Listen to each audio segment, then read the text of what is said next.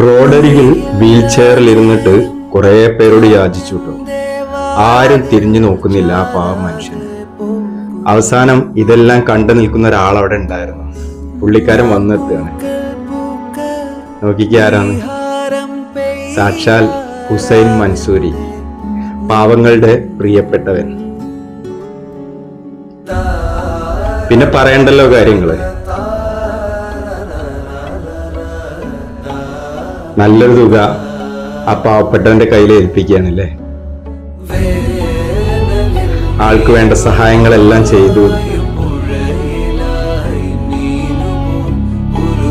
വെറുതെ അല്ല അല്ലേ തെരുവോരങ്ങളിൽ ജീവിക്കുന്ന പാവപ്പെട്ട മനുഷ്യർക്ക് ഇദ്ദേഹം ഇത്ര പ്രിയപ്പെട്ടവനായത്.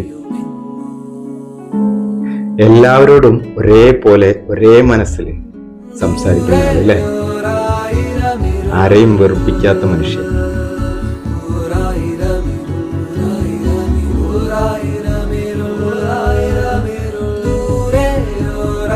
ദൈവപുത്രൻ എന്ന വിളിപ്പേരും